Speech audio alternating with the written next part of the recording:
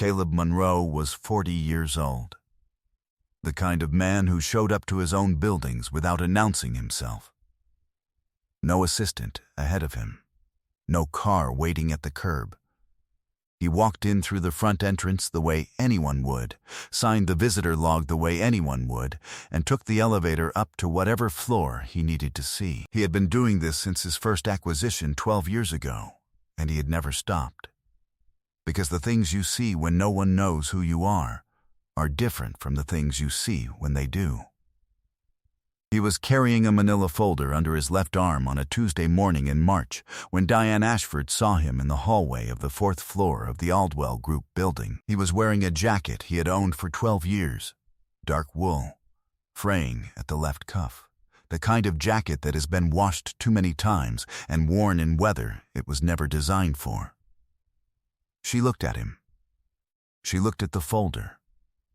She looked at the 4 people standing around her and the client visiting from out of state, and she said, loud enough for all of them to hear, "Did someone call a courier? I think he's on the wrong floor." He kept walking. She said something else. The people around her laughed. He stopped in front of her. He held out the folder. "Miss Ashford," he said, "this is for you." She had no idea what she was about to open. Before we jump into the story, comment where in the world you are watching from and subscribe, because tomorrow's story is one you need to hear. The coffee was ready at 5:30 every morning when Caleb Monroe was on the road. He kept a thermos in the truck, the same truck, a dark gray F-250 he had driven for 7 years, and he filled it from whatever pot was available, because the coffee was not the point. The thermos was the point. The hour was the point.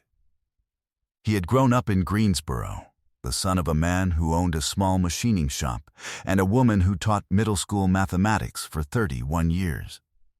He had watched his father run that shop the way his mother ran her classroom, with a precision that had nothing to do with display and everything to do with knowing what the work actually required. His father had a jacket he wore to the shop every day for 20 years.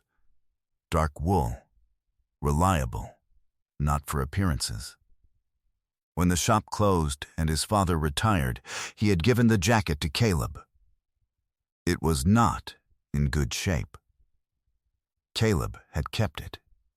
He had started Monroe Equity Partners at 28, with one investor, one acquisition target, and a business plan he had revised 44 times across 8 months.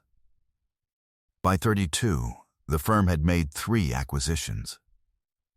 By 36, 12. By 40, the portfolio spanned 19 companies in 6 states, with a combined workforce of more than 3,000 people and a valuation that had appeared in a national financial publication once, which Caleb had read once and not kept. He drove himself to every site visit for the first 90 days after an acquisition. He walked the floors. He signed the visitor log. He ate in the company cafeteria if there was one. He believed, and had been proven right enough times to keep believing, that the first thing you needed to understand about a company you had just bought was not its balance sheet. Its balance sheet you had already read. What you needed to understand was how the people inside it treated each other when they did not know anyone important was watching. He had been watching the Aldwell Group for 11 weeks by the time he walked onto the 4th floor with the manila folder. The 4th floor of the Aldwell Group building was the client services floor. 12 people, 2 directors, an open plan office that was neat in the way offices go neat when visitors are expected. Caleb had come in through the main entrance at 7:48 that Tuesday morning. He had signed the visitor log. He had taken the stairs to the 4th floor because he liked to see stairwells, which told you things about how a building was actually maintained when no one was looking. He had been in the 4th floor corridor for 4 minutes, looking at a production schedule mounted on the wall near the supply room, when he heard the group coming from the conference end of the hall. Diane Ashford was leading it. He knew her from the organizational chart and from the due diligence file. though he had not met her in person. She was walking with 4 of her direct reports and a man in a visitor badge who had the look of a regional client, someone who mattered to the quarterly numbers and who she was in the middle of impressing. She saw Caleb before he turned around. He heard her voice shift into the particular register of someone performing for an audience. Did someone call a courier? I think you've got the wrong floor. Hun, deliveries go through reception on 1. He turned. He looked at her. He did not say anything. She took a half step forward and looked at the folder under his arm and then at his jacket with the specificity of someone making a point for the people around her. What happened to the jacket? Is that regulation issue for your company? Or? She paused for the laugh and got it from 2 of the 4 and a polite half smile from the client, who was already looking somewhere else. Caleb walked toward her. He did not change his pace. He stopped in front of her. He held out the folder. Miss Ashford, he said. This is for you. She looked at the folder. She looked at his face. Something shifted in her expression, not understanding yet, but the first hesitation before it. She took the folder. He said evenly, I'm Caleb Monroe. I'm the new majority owner of Aldwell Group. I'd like you to read that. And then I'd like to meet with you and your HR director in the conference room at 10. He looked at the 4 direct reports, who were very still. He nodded once. He looked at the client. I'm sorry for the interruption. I hope you have a productive morning. He walked back toward the stairwell. He did not look back.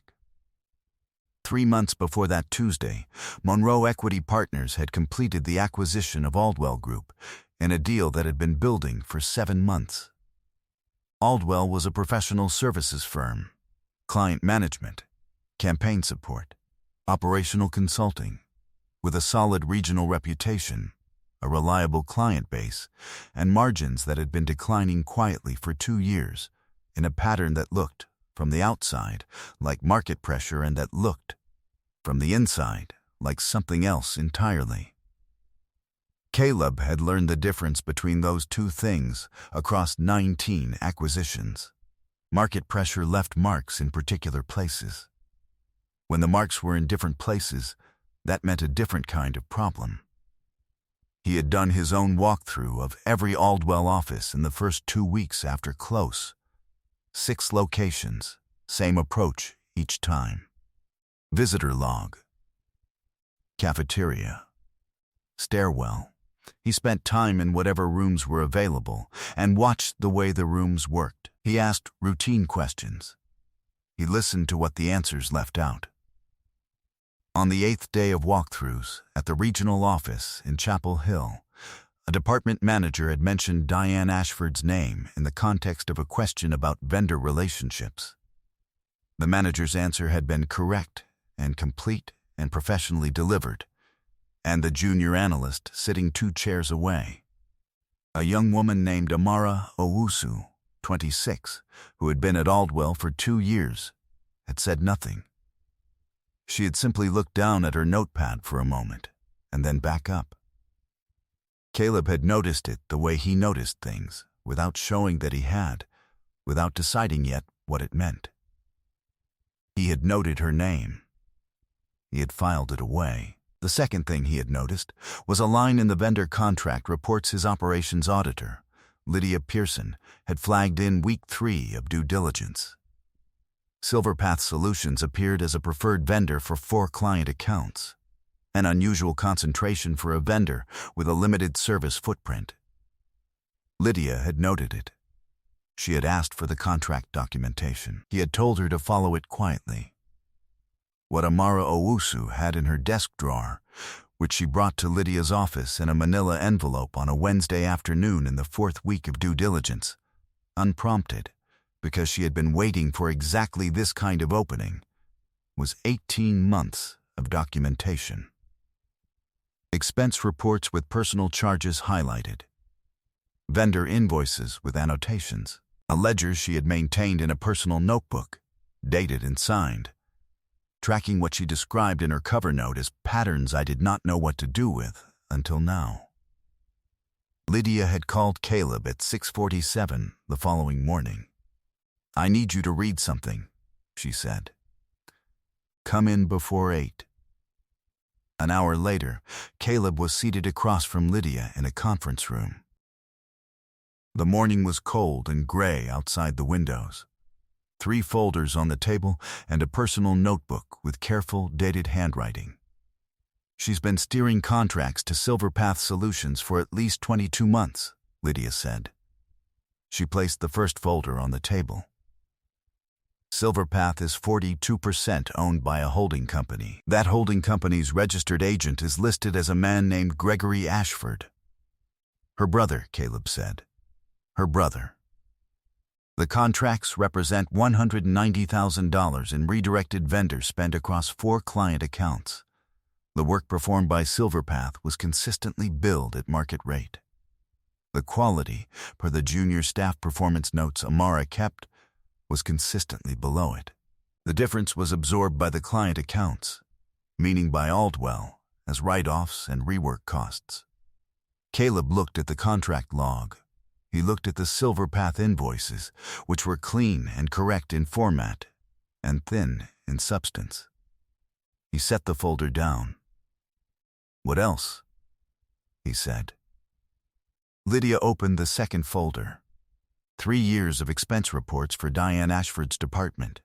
She had flagged 41 line items, hotel stays that didn't align with documented client meetings, meals for parties larger than the meeting logs indicated, equipment purchases that had no assigned asset tag in the company's inventory system. The total, $31,000. The third folder Lydia did not need to explain. It was Amara's notebook. Caleb picked it up and read it himself, from the first entry, dated 18 months prior, the week after Amara had joined the firm, to the last, dated the previous week. The notebook documented 3 things: the vendor steering, the expense anomalies, and a third pattern Amara had recorded with the particular care of someone who understood she would need to be believed. Diane Ashford's billable hours, logged in the company's system, did not align with her actual time in the building or on documented calls. The hours aligned, instead, with the work output of her junior staff, who were routinely working 10-hour days and whose completed deliverables appeared in the billing records under their director's name. Caleb read the notebook without speaking. He read it the way he read a building, looking at the whole structure, feeling where the load had been redistributed, understanding what had been carrying weight it was never designed to carry. He closed the notebook. He looked at Lydia. "Get me a call with legal this afternoon," he said, "and ask Amara Owusu if she would be willing to sit down with me this week." She refilled his coffee. "She's the one who brought this in," Lydia said. "She'll sit down." He didn't move fast. He moved correctly. The first week, Monroe Equity's legal team reviewed the documentation in full and prepared a formal assessment of exposure, civil fraud, breach of fiduciary duty, and potential criminal referral for the vendor steering arrangement, given the familial relationship and the absence of disclosure in any conflict of interest filing Diane Ashford had ever submitted to Aldwell's HR department. She had submitted 4 annual compliance certifications in 8 years, all of which certified no conflicts. Silverpath Solutions was not the only vendor with questions. 2 others surfaced in the second week, smaller engagements, cleaner in their documentation, but with the same pattern of below-standard performance and above-standard billing tolerance. The legal team flagged both. The total redirected or improperly absorbed cost across all 3 vendors was $247,000 across 26 months. In the second week, Caleb met with Amara Owusu in a conference room on the Chapel Hill site. She was precise, prepared, and calm in the way that people are calm when they have been waiting a long time to say something true to someone who can do something with it. I kept the records because I didn't know what else to do, she said. I knew something was wrong. I didn't know who to tell. He asked her what she had wanted when she brought the notebook to Lydia. For someone to look at it, she said. That's all. He told her that someone had. In the third week, Monroe Equity's HR director built the termination package in consultation with legal, the documentation, the formal cause statement, the severance offer, a legal requirement regardless of the circumstances, and the non-disparagement framework. Everything was prepared to standard. Everything was ready before the meeting was scheduled. Caleb had decided he would deliver the letter himself, not because it was his job, because it was his company, and because the people who would watch what happened next needed to see who made the decision and how. He had driven 4 hours from a site visit in Virginia and come directly to the Aldwell building. He had not gone home first. He had not changed his jacket. He had signed the visitor log at 7:48 a.m. He had taken the stairwell up to 4. And 6 minutes after he arrived on the floor, Diane Ashford had seen a man in a worn jacket with a folder under his arm, and she had made a decision about what she was looking at. She had made the wrong one. The conference room on the 4th floor was booked for 10:00 a.m. Monroe Equity's HR director, Paulette Reeves, arrived at 9:44. Legal counsel joined by phone at 9:51. Lydia Pearson sat to Caleb's left, with the documentation organized in the order it would be presented. Diane Ashford arrived at 10:03. She had read the letter.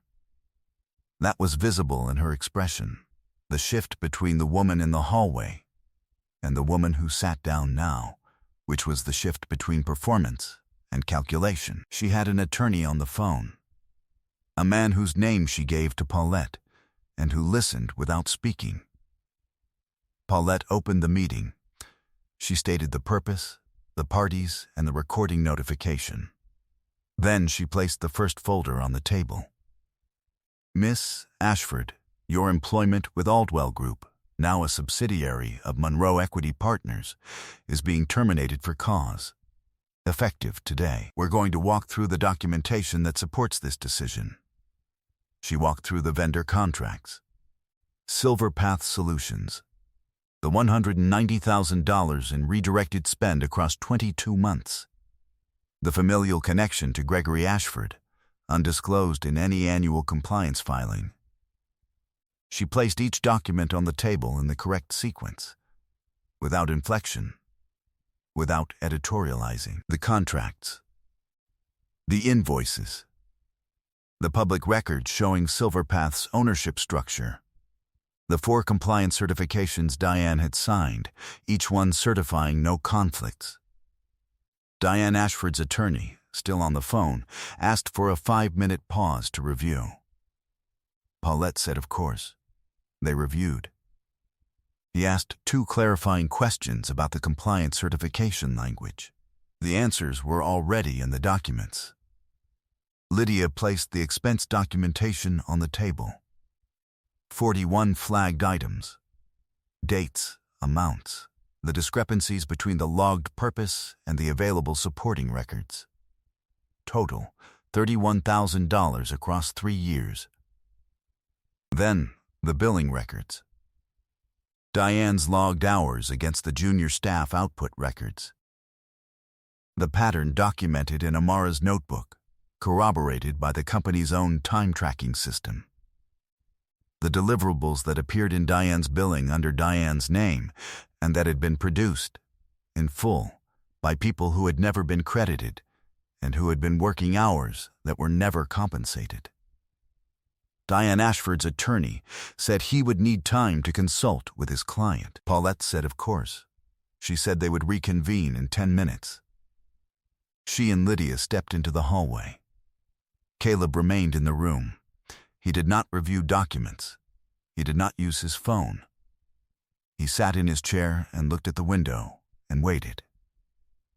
When they reconvened, Diane's attorney said his client had a question. Diane Ashford looked at Caleb directly for the first time since she had sat down. "I want to know," she said, "whether what happened this morning in the hallway has anything to do with this decision." Caleb looked at her. He waited a full second before speaking.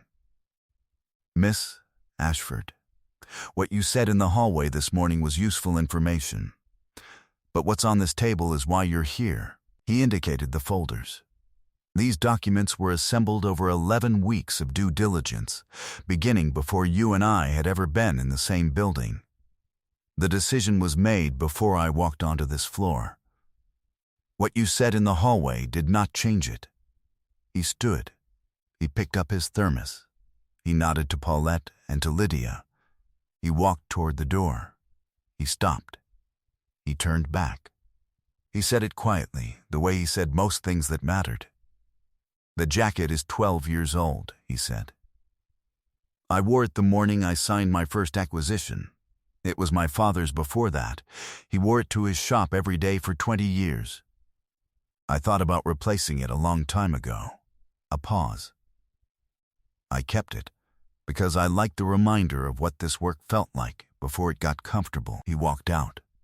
In the hallway, Amara Owusu was at her desk. She looked up when he passed. She looked at the jacket. "I'm sorry," she said quietly, "about what she said this morning." He stopped. He looked at her. "Don't be," he said. "People show you who they are when they think you can't do anything about it. Today turned out to be a useful day for knowing." He took the stairs down to the lobby. He signed out. He drove to the next site. It did not happen all at once. The civil fraud referral was submitted to the State Attorney General's office in April. The vendor steering arrangement, the familial relationship, the undisclosed conflict, the 22 months of redirected contracts was the primary basis. Silver Path Solutions suspended its operations the following month. Gregory Ashford's portion of the holding company was listed in the referral filing. Diane Ashford's termination for cause meant no severance beyond the legal minimum. She retained an employment attorney. The attorney reviewed the documentation package Monroe Equity provided in discovery and sent 2 letters, neither of which received a response from Monroe Equity's legal team. And then the matter went quiet. Her name appeared in the professional community, the way names appear when something has happened that everyone knows about and no one says directly. 3 calls she made in the weeks after the termination, to former colleagues, to a client contact, to someone on a board she sat on, were not returned. She was carrying the weight of what she had built, the same way those things are always carried. Not all at once, not publicly, just constantly. Monroe Equity retained the Aldwell Group's existing staff and absorbed it formally into its portfolio as a subsidiary in good standing. The vendor contracts that had been redirected to Silverpath were reassigned through a competitive process. The junior staff's working hours were audited and regularized across the division. Amara Owusu was promoted to senior analyst in June. Caleb had asked Lydia to bring him a recommendation on her, and Lydia had brought him 3 pages that documented, without editorializing, what Amara had done and how she had done it. The records, the notebook, the precision and patience of someone who had understood that what she had was only useful if it was presented to the right person at the right time. He signed the promotion letter the same day. He answered every call the same day. He gave accurate timelines and he hit them. In the fall, he drove to the Greensboro site, the first acquisition that had made the rest of them possible, for a routine walkthrough. He signed the visitor log. He took the stairs. He wore the jacket. On an evening in late November, Caleb Monroe sat in the cab of his truck in the parking lot of the 4th site he had visited that day. Thermos empty, the city going dark around him. He was thinking about a Tuesday in March when he had stood in a hallway on the fourth floor of a building he owned and listened to a woman perform for the people around her. He was thinking about what he had felt in that moment. Not anger, something quieter than that, and what he had done with it. He had kept walking. He had handed her the folder. He had said her name. He was thinking about a young woman at a desk in the same hallway, later that morning, who had said she was sorry and who had looked at the jacket the way people look at something they understand now that they didn't before. He had not said anything important to her. He had just told her the truth. He started the truck. He had a 5 o'clock call and 3 hours of driving. The thermos was empty, but the work was not. And that was how it had always been, and he had never once found that to be a problem. He pulled out of the lot and drove toward the highway. I hope you enjoyed that one. Be sure to like the video and subscribe so you don't miss the next story. I've picked out 2 more for you that I think you'll really like.